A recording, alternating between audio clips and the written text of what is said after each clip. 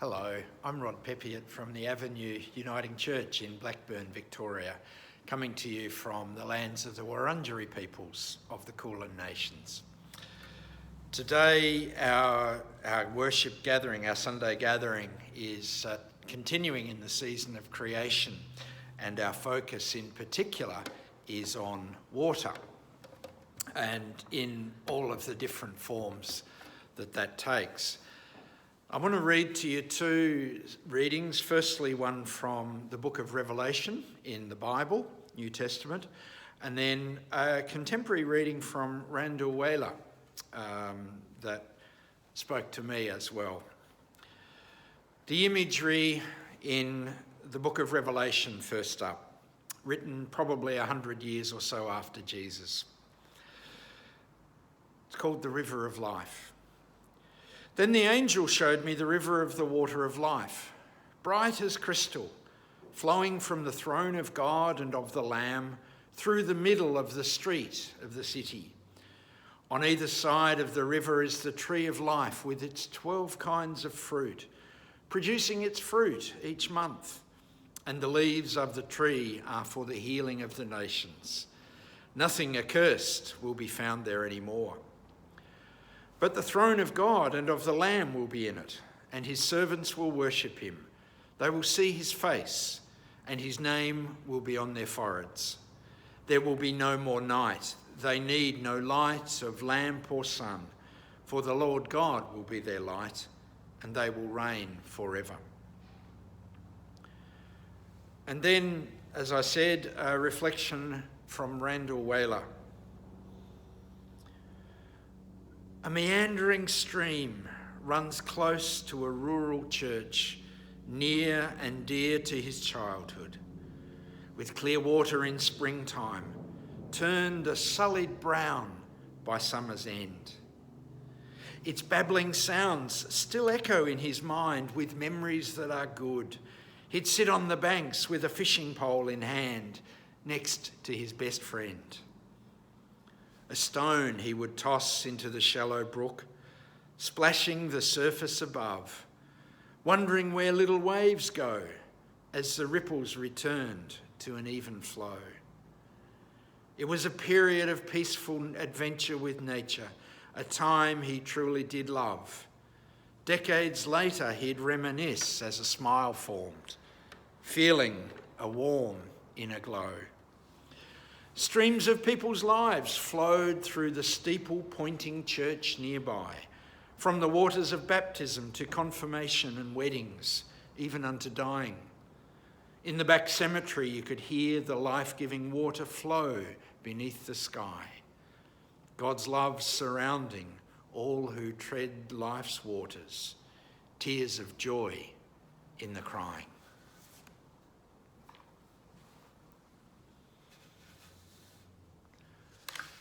Dreams matter. Visions are vital. Expressions of hope are essential. You might think there's a but coming, and you'd be right. There is, but not for a little bit. Dreams, visions, expressions of hope are like water, in my humble opinion. Without them, there is little or no life at all. I don't make this claim only for people of religious experience and faith and conviction. I'd go so far as to say that hope is up there with food and water and shelter as fundamental human needs. Hope is what keeps people going through the most horrific of circumstances, often beyond what seems to be the limit of human endurance. I remember years ago watching the movie Schindler's List, a story both devastating and hope-filled. The two were side by side and interwoven. In the midst of barbaric inhumanity, we saw glimpses of hope and dreams of a better time and a way of being. Dreams matter. Visions are vital. Expressions of hope are essential. The writer we know as John of Patmos had dreams to share with the various Christian communities around him in the late 1st century or early 2nd century. Churches, communities under persecution from all sides. As we look through the book of Revelation, we see these dreams expressed and addressed to individual communities around Asia Minor. Messages of hope and encouragement through the medium or language of vision, of dream. And then as we come to the passage that I read to you a moment ago, we see a more general image of hope being presented, that of the fulfilment of history, the return of the Christ and God's vindication of the righteous and faithful children of God. And central to this expression of hope is the image, the river of the water of life, which will restore creation. It's a rich, powerful, and deeply poetic image. Wonderful, renewing, and inspiring hope. And it's also an image about which we need to be a bit careful. And here's the but that I promised. 2 buts, actually. The first but is that it's an expression for hope, but not simply a sit back and let God fix it kind of hope. That's not how the book of Revelation works, not how it operates. The churches and the people still have their parts to play in remaining faithful to the way of God shown in Jesus. This is about being stewards of hope, if you like, holding it, sharing it, and doing what we can to make it visible in the world. I think it was St. Teresa of Avila who said, "Christ has no body now but yours. No hands, no feet on earth but yours. Yours are the eyes through which he looks compassion on this world. Yours are the feet with which he walks to do good. Yours are the hands through which he blesses the world. Yours are the hands, the feet, the eyes, the body. Christ has no body on earth now but yours." And it seems to me that this is the way John understands hope in Revelation, active and compassionate. The river of life is there, but it's not just about God fixing things without any action or involvement from us. John's vision of abundance and life only includes those who fit, though, within his view of right belief in God. And that's my second but. I believe we need to go further than John does in who gets to experience the river of the water of life. Because in Revelation, the way it's expressed is not only those who persecute the Christian communities are excluded, but all who have not actively joined them, and presumably those who have not yet heard the message. Now, I make no criticism of John in this. It's a very human tendency to define who's in and who isn't. I do it all the time and have to catch myself. And let's be honest, how would we respond in this situation? When we're under pressure, circling the wagons, there's a mixed metaphor, isn't there? Circling the wagons, so it can seem the only strategy we have. Drawing boundaries about who's in, who's out, and on what terms. But respectfully, I think we need to go further than John.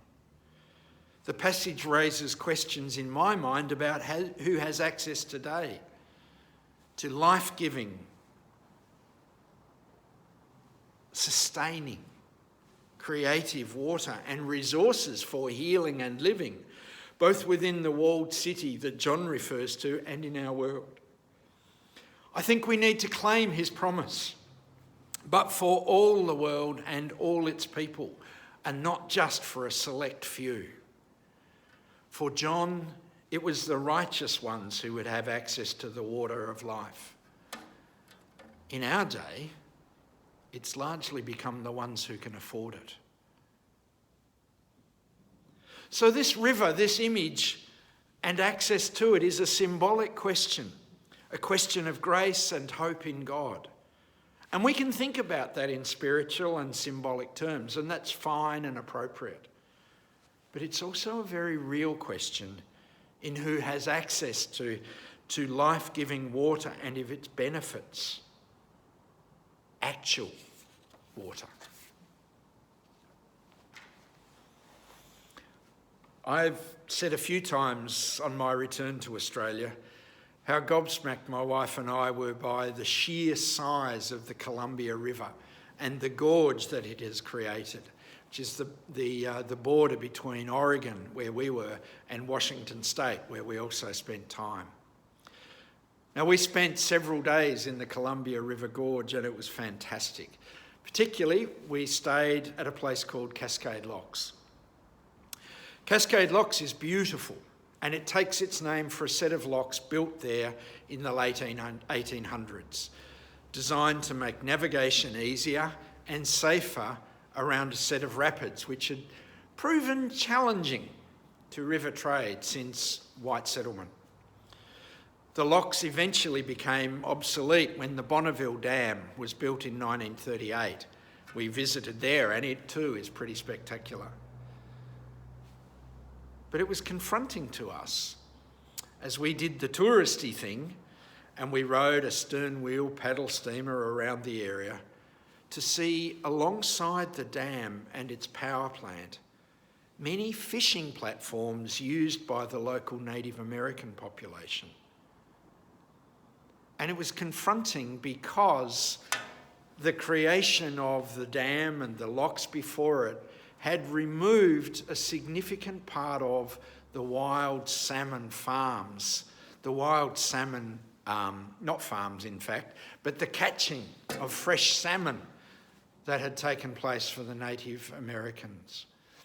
And we heard also of colonialists who'd planted and made fish farms and trapped areas of the country and the river, again denying access.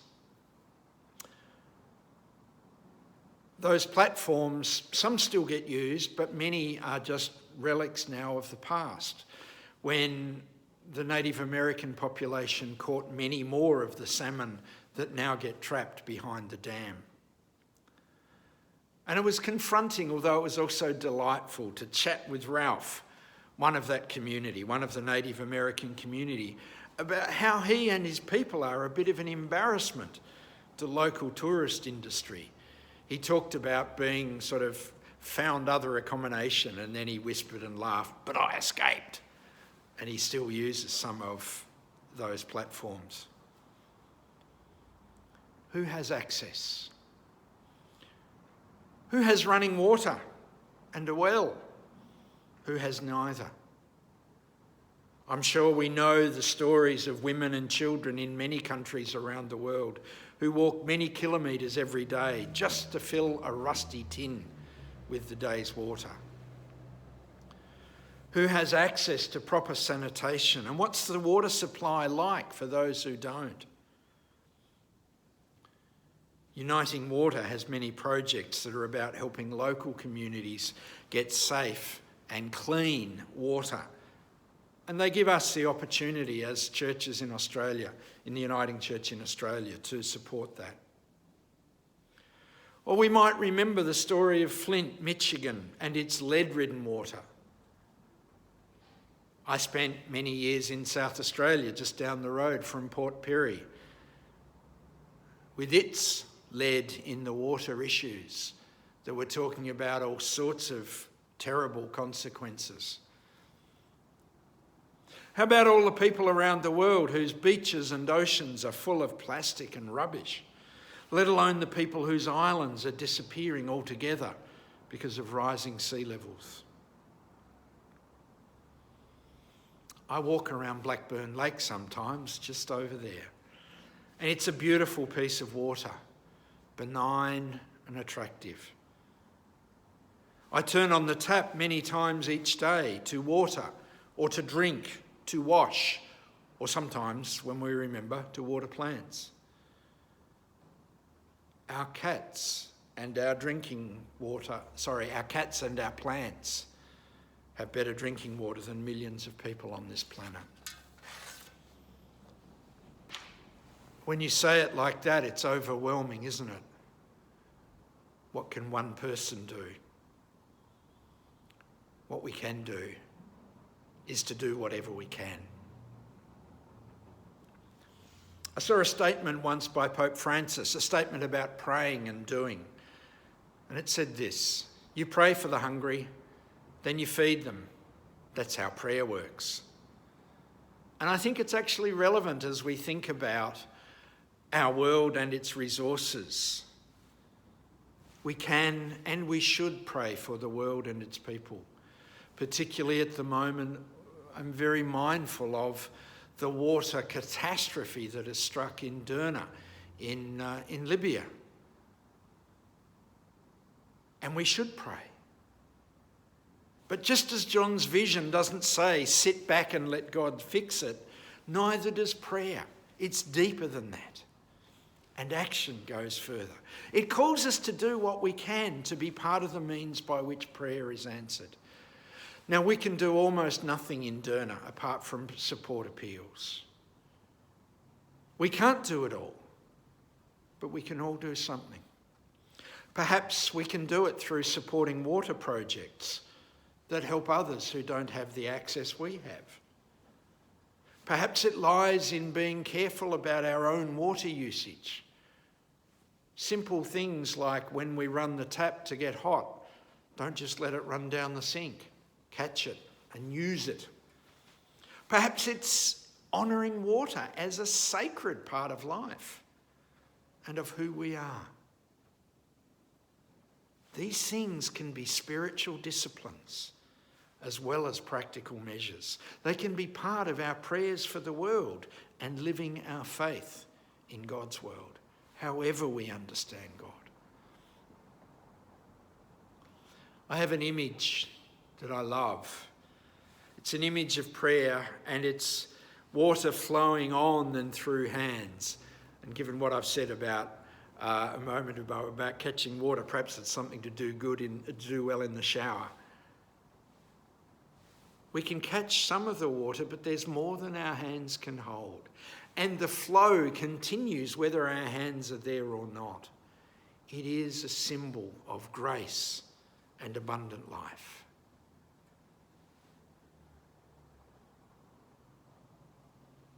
Friends, water is us, and yet it's much bigger than us. It's life for all the world, now and always. And as people of faith, part of our calling is to care for it, and indeed to be living water for our world where we can. Blessings.